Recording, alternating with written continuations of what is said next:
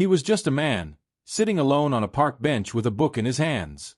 The sunlight filtered through the trees, casting golden shadows on the open pages as children laughed in the distance. His name was Marcus Davis. Calm, composed, a quiet presence in a noisy world. But to the wrong pair of eyes, none of that mattered. To Officer Brian Harkins, Marcus was not a reader. He was not a man enjoying a peaceful afternoon. He was a suspect. And within minutes, that quiet moment would explode into an arrest, one that would send shockwaves through an entire police precinct. Because what Officer Harkins didn't know was that the man he had just cuffed was an undercover FBI agent. Marcus Davis had always known that peace could be fragile. He felt it in his bones every time he stepped outside, especially on days like this. A paperback novel rested in his lap, the edges softened from use, a story about honor and consequence that mirrored far too much of real life. Riverside Park was his retreat from the grind of federal investigations, a quiet pocket of calm in a city that rarely slept. But today, peace had a time limit. From across the field, Officer Brian Harkins stood rigid in his patrol uniform, eyes narrowing like a hunter watching prey. 22 years on the force had taught him to trust his instincts, except sometimes, those instincts had been wrong. And sometimes, they hadn't been instincts at all. They'd been fear, dressed up in authority. Today was one of those times. He saw a tall black man sitting alone, composed, unbothered. Too calm, he muttered under his breath. He'd never seen this guy around before, and that was enough. He stepped forward, stiff in posture, baton already tight in his grip. Marcus felt it before he saw it, the heat of a stare that tried to size him down into something dangerous. He looked up, met the gaze directly. He'd seen it too many times before. Suspicion without reason. Concern without cause.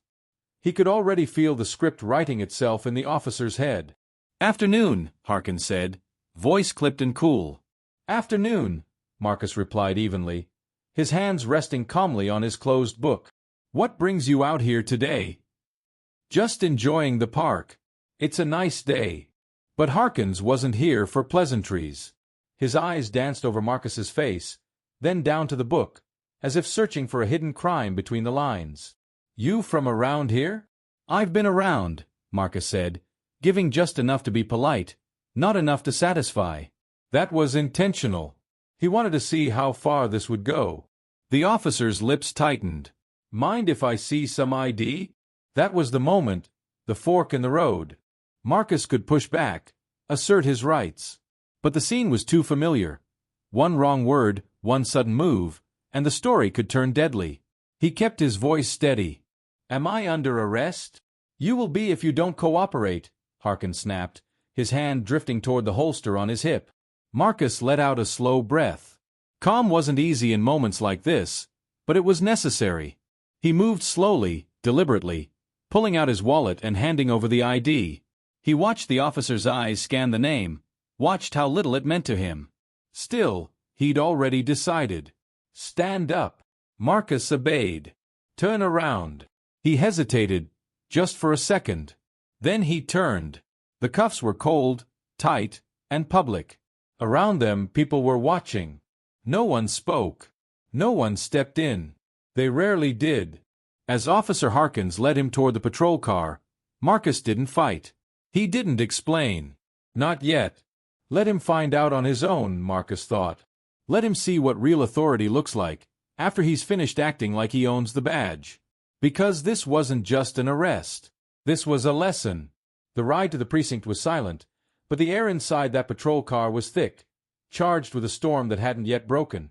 Officer Brian Harkins kept his eyes locked on the road, knuckles white on the steering wheel. He wanted to believe he had made the right call, that he was following a hunch, that the man in the back seat was just another nobody who thought too highly of himself. But the calm, the calm in Marcus Davis's eyes, it gnawed at him. It didn't feel like fear. It felt like control. And that unsettled him more than he'd admit. Behind him, Marcus sat still, the metal cuffs biting into his wrists. He wasn't worried. Not about himself, at least. The real burden was older, deeper, the weight of how often this kind of thing happened, how little it seemed to change. He watched the city blur by through the rear window. A child tugging her mother's hand. A man unloading fruit crates from a truck. All of it felt distant. He knew what came next. He'd rehearsed it in his mind for years.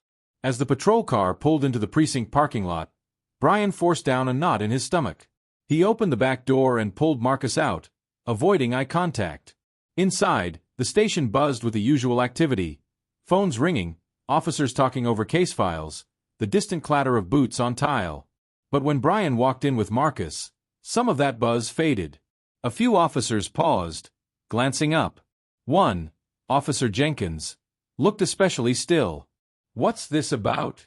Jenkins asked, eyes flicking from Marcus to Brian. "Suspicious activity." "Wouldn't show ID at first," Brian replied quickly, handing over Marcus's identification. Jenkins glanced down at the ID, then back up, his brow twitching just slightly before he schooled his expression. But Marcus saw it. The flicker of recognition. Someone knew who he was. "Captain Bennett's in her office," Jenkins said, handing the ID back. "You'll want to take him to her." Brian stiffened. Now. Now. The hallway to Captain Bennett's office felt longer than usual. With every step, Marcus could feel the tension climbing in Harkins's shoulders.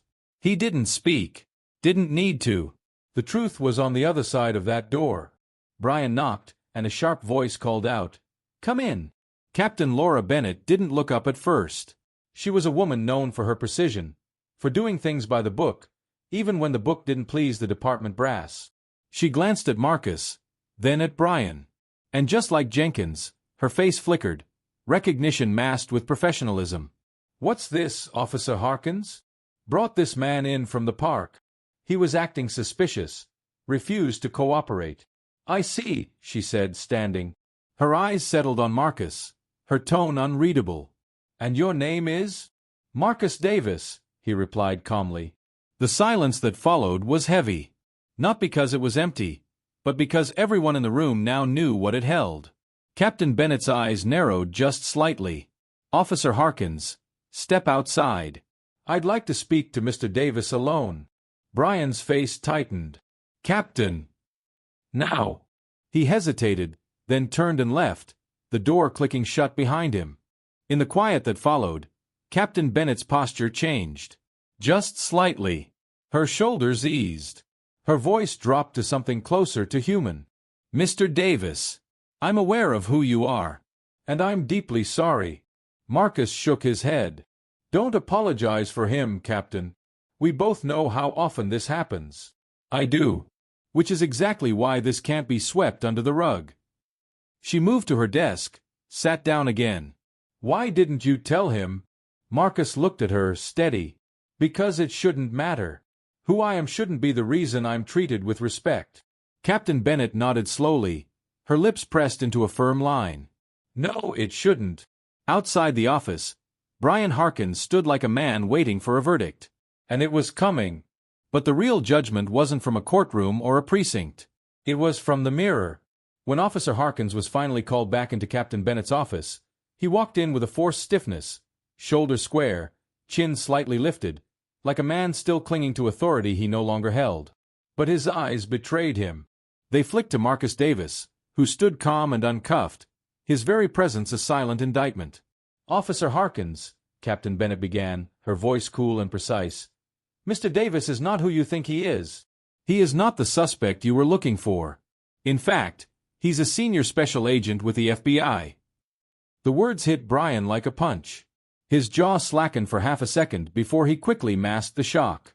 But the tremor in his hand, the way his breath caught in his throat, those were harder to hide. "But I didn't know," he stammered, turning to Marcus as if hoping for an explanation. A reprieve, something.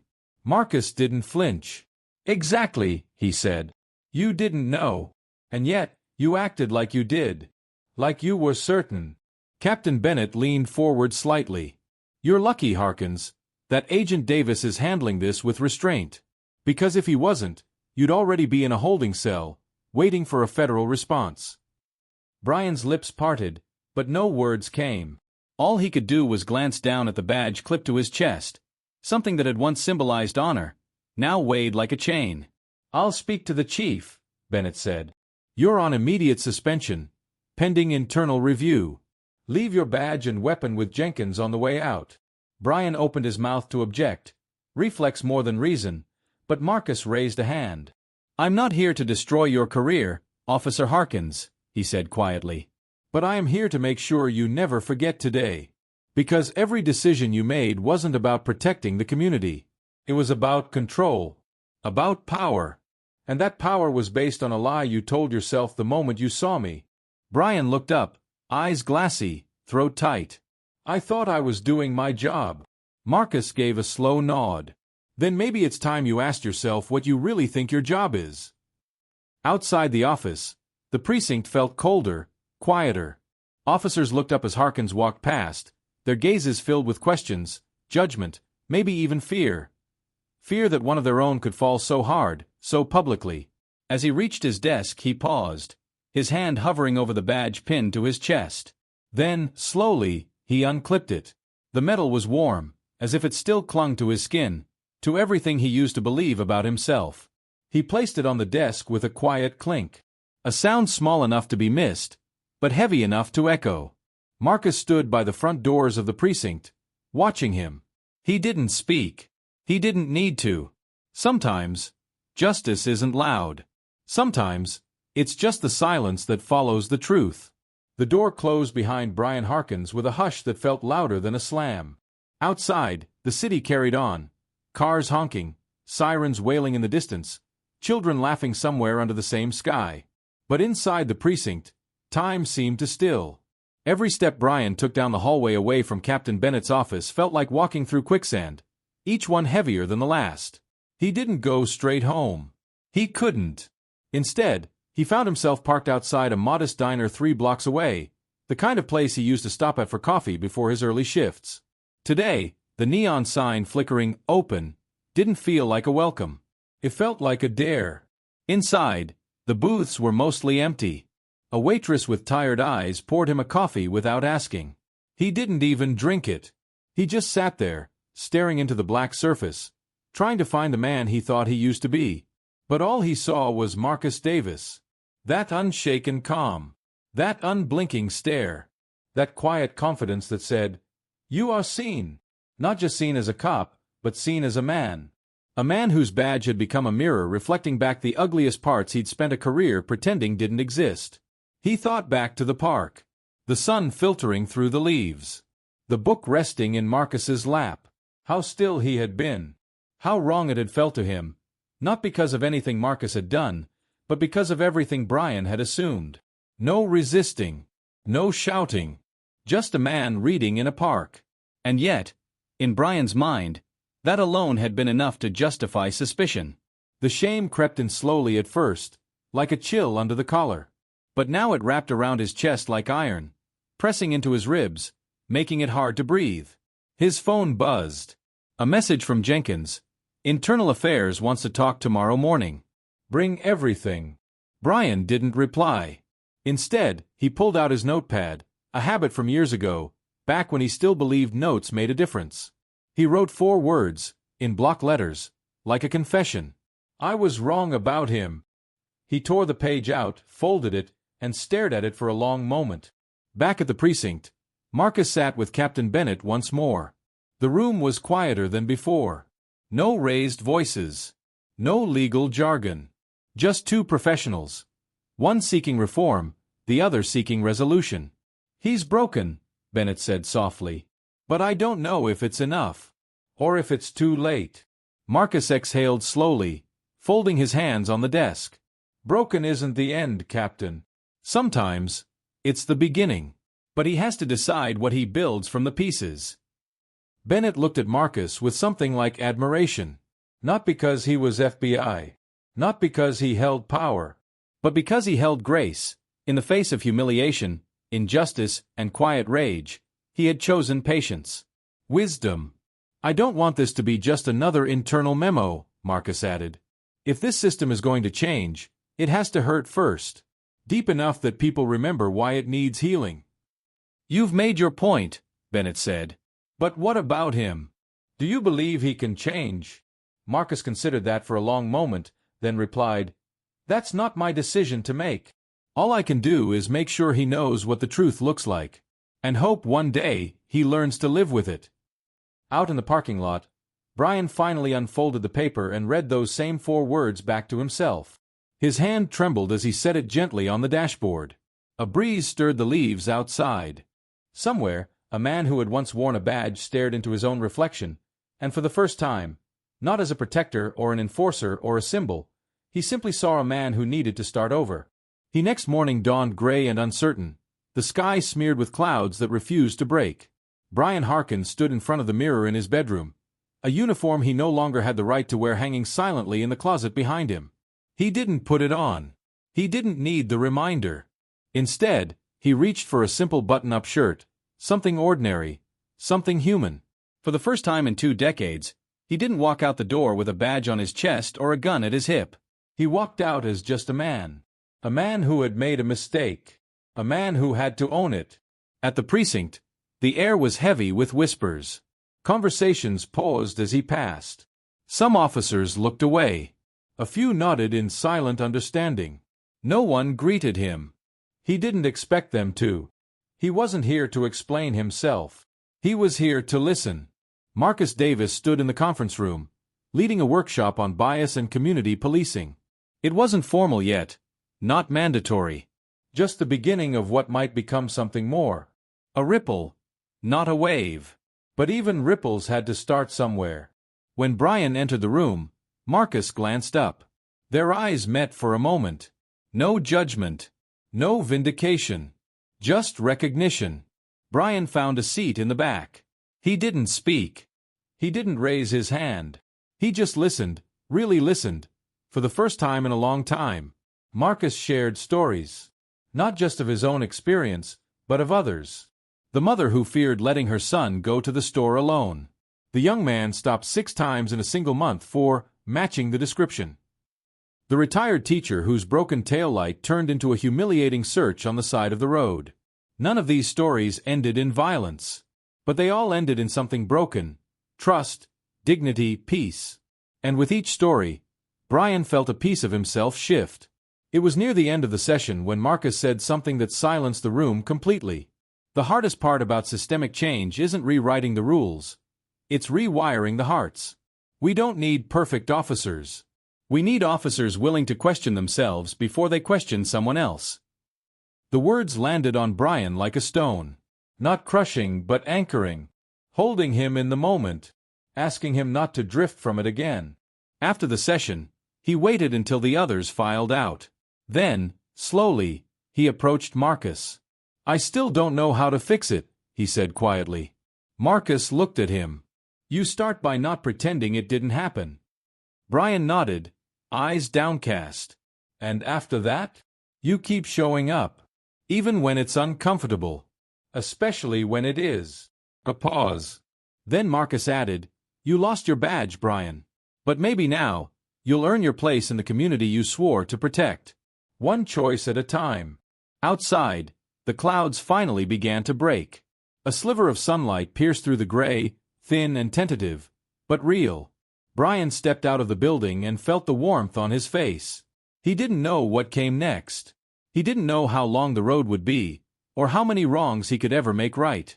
But for the first time in years, he was willing to walk that road with open eyes. No badge. No shield. Just the truth. And the choice to do better.